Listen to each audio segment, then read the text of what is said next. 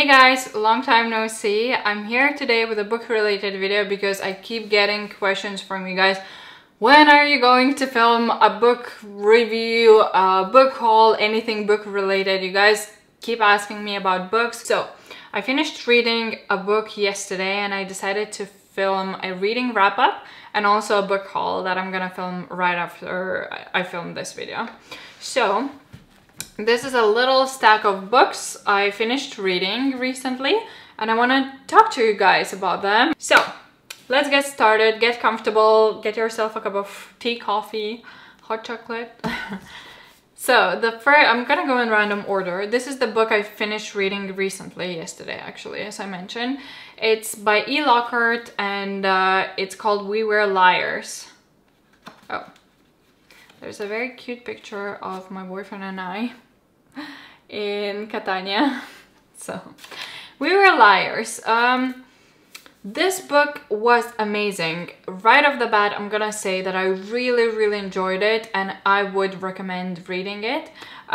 It's a very quick read. It took me a while because I was only reading it when I was traveling. So on the plane when I went to France, in the buses, car, anywhere where I was traveling. I didn't just sit down and read it all. You can't do that. I think it's a one-day kind of read. It's a very quick read, but for me it took a little while. Okay, so I'm gonna try and tell you guys what this book is about without spoiling it for you. So it's basically a story of a privileged white American family. They're called the Sinclairs.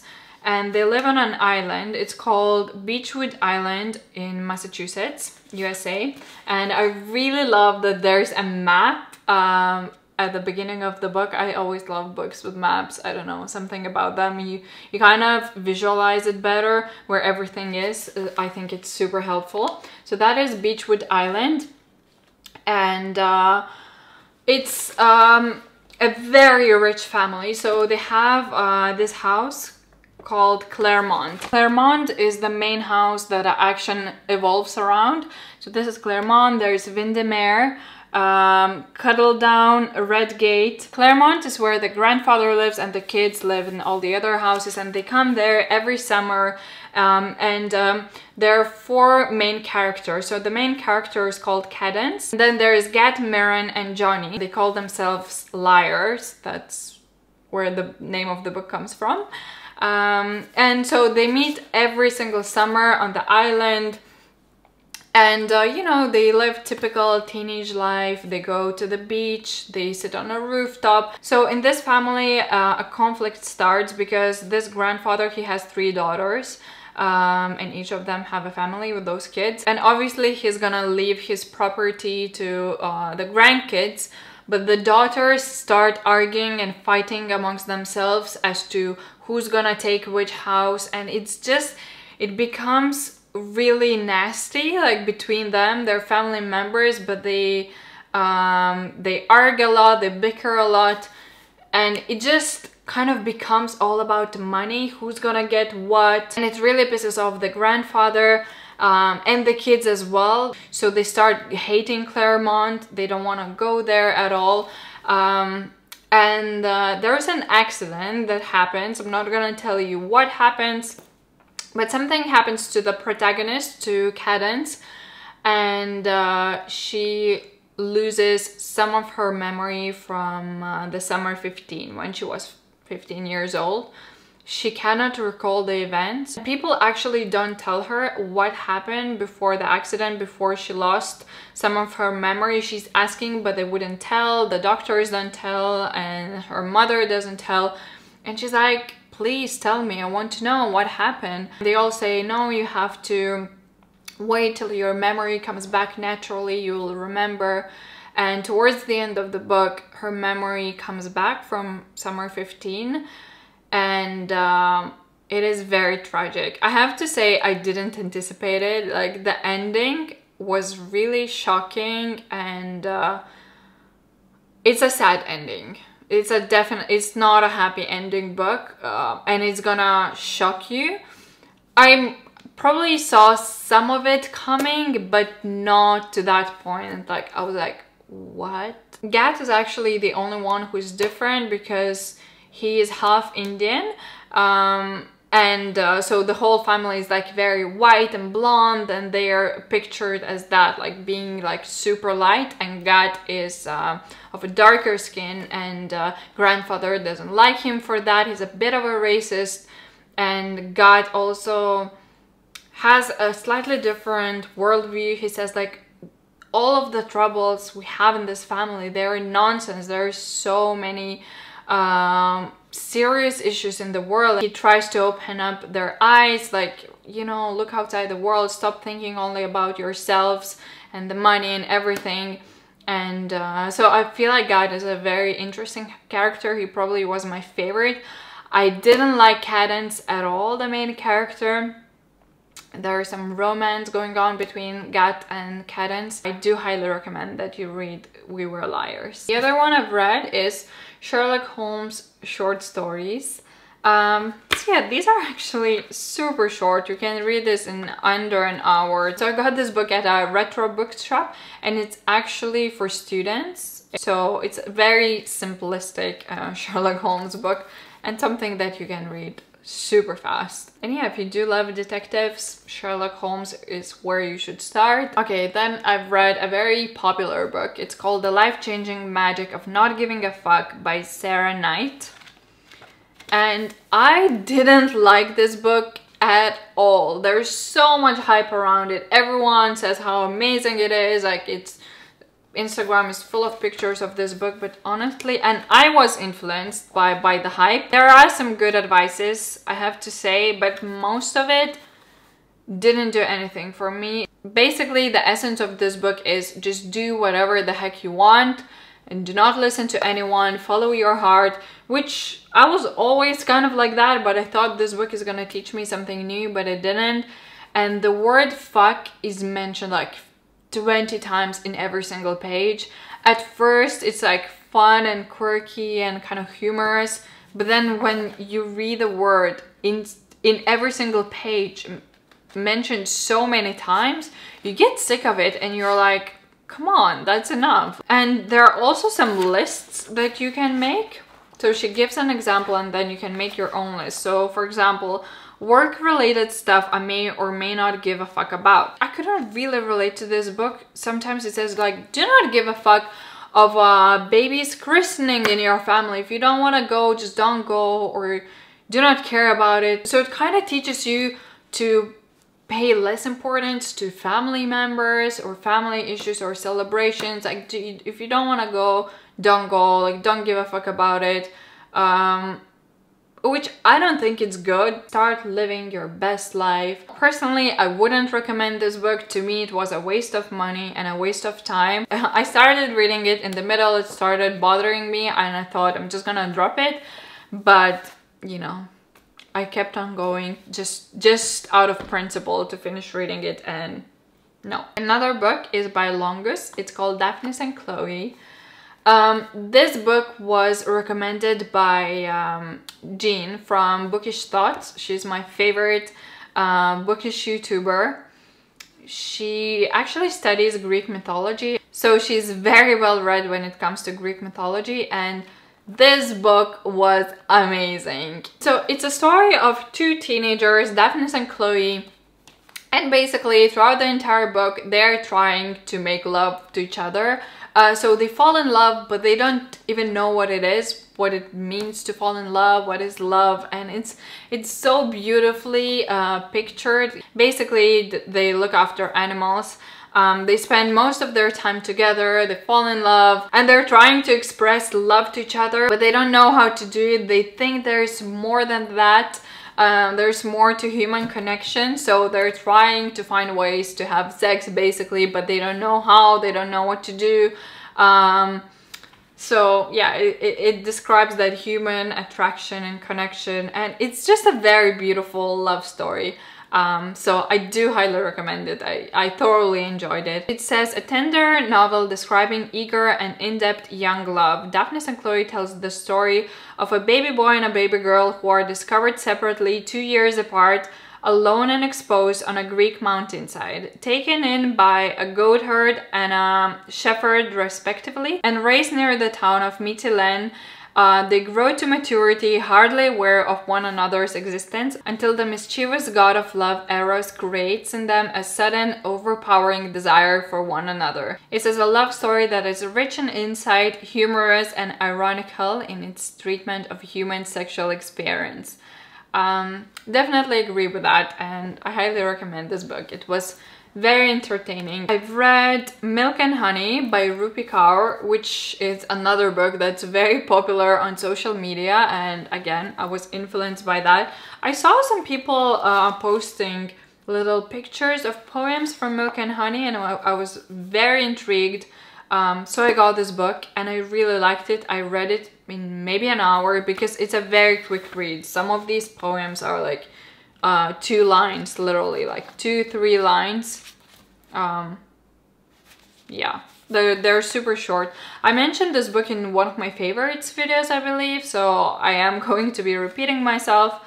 But it's these are not exactly poems. I don't know how to describe them. Some of them, it's like modern poetry. Some of them are just like 2 sentences that don't even rhyme, but they make sense. It's just thoughts written on paper, basically. And there are chapters on the hurting, the loving, the breaking, and the healing. So like when you're in love, the feelings and emotions you go through, the breaking up, the healing afterwards. I might quote some of them for you guys. So for example, love made the danger in you look like safety. You whisper, I love you. What you mean is I don't want you to leave. You were temptingly beautiful but stung while I got close. Your voice alone drives me to tears. I don't want to be friends. I want all of you. Accept yourself as you were designed. If the hurt comes, so will the happiness. That is true. How you love yourself is how you teach others to love you. That is such a nice quote. You are your own soulmate. And it has planets. I think it's very true as well. So yeah, they're really good, super short little poems. It's a nice coffee table book, a very quick read. And I do recommend it. You guys might want to hear my thoughts on this, right? So it's Harry Potter and the Cursed Child, parts 1 and 2. It is a play, it's not a novel. And I'm sure you guys are aware that I went to this Harry Potter play with my boyfriend, which was an absolute torture for him, but because he loves me, he went and sat there like 2 parts of Harry Potter. But I have to say, I did not enjoy the book or the whole story in itself. Okay, now hear me out on this. When it comes to Harry Potter, there are 7 books. The story supposedly ends with those 7 books, and I wanted the story to end there. I didn't want any continuation of Harry Potter because that's it. This is where the story ends. So when you're trying to make something out of an after Harry Potter, what happens when he grows up, it just doesn't make sense anymore.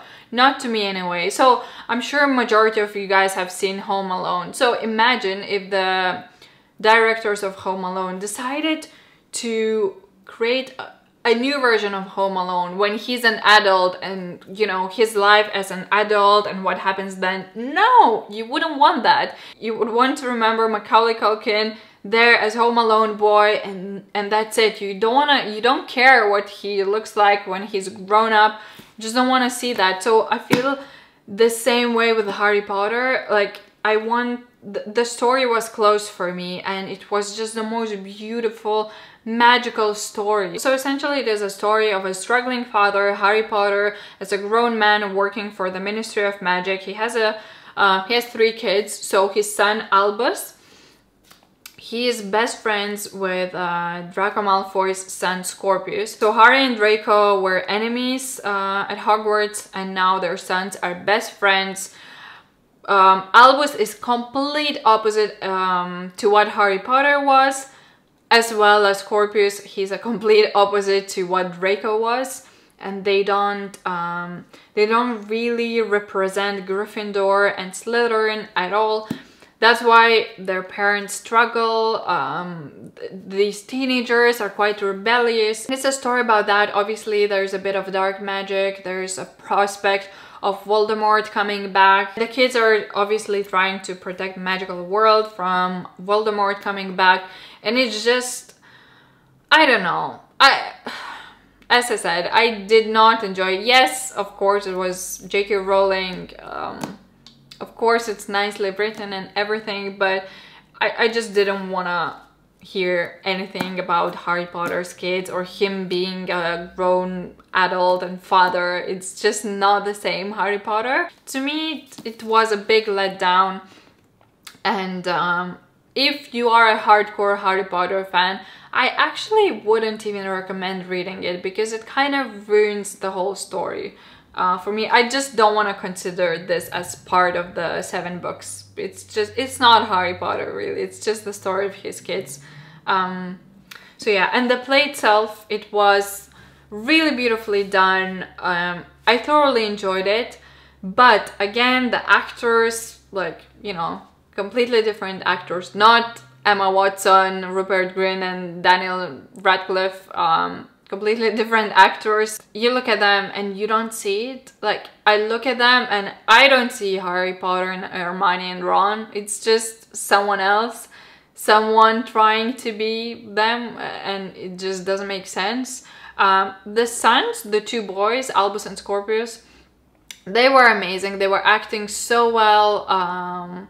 Yeah, I liked both of them, especially Scorpius. He was so good as an actor. I really liked his personality is so fun. He's so different to Draco. As I said, to me, it doesn't even compare to the real Harry Potter story, so I wouldn't really bother with this book. By the way, it's a very beautiful book. It's a hardcover, and look at it. It's like all black and it has gold symbol. Anyway. And the last book I finished reading is by William Joyce, and it's called The Story of Sanderson Mansnudzi. I have a Lithuanian version of it. Actually, the cover grabbed my attention. It's published by a Lithuanian publishing house called Nieko Rimto, and they do the most beautiful book covers ever. So when I saw it, I was like, this is so beautiful. And you might think I'm crazy buying children's book. I don't know if I've ever mentioned that, but it's always been a dream of mine to write a children's book. So I'm very interested in children's books, children's literature, illustrations. I have a thing for beautiful, cute and sweet children's stories. I really hope that one day I'll write a children's book myself. And this one was just so beautiful to me, all the illustrations, so I really wanted to read it. And I believe that Sanderson Mansnudzi is a character from Guardians of the Galaxy. I don't know, I haven't seen Guardians of the Galaxy, so I don't know, but this is so cute. So he's basically a little character living on the moon, and when children are sleeping, he protects them from bad dreams. There you go. Here he is. It's just so beautifully done. So he sleeps on his like sand castle, and yeah, look at those illustrations. So at night he protects children, and I just think it's such a beautiful story. There's the moon and the character. Look at that. These are mermaids and Sanderson. I will definitely keep this book and read it for my future children. Here he is fighting nightmares. There's a family sleeping peacefully. It's a very short, quick little children's book, of course. But yeah, I don't know, I really like these beautiful illustrations. I think it's an awesome children's book. Now I'm gonna go and film a book haul with all my new books. Oh, by the way, for the first time I have live flowers in the background. I just got them gifted by Olesa Zhuravlova. We went for a coffee and some lunch today, and she said these are belated birthday flowers for you. So I hope you guys enjoyed this video. If you did, please give it a thumbs up. Oh, by the way, if you have good book recommendations for me, please leave them down below in the comment section. I really appreciate that, and I will see you very soon. Bye!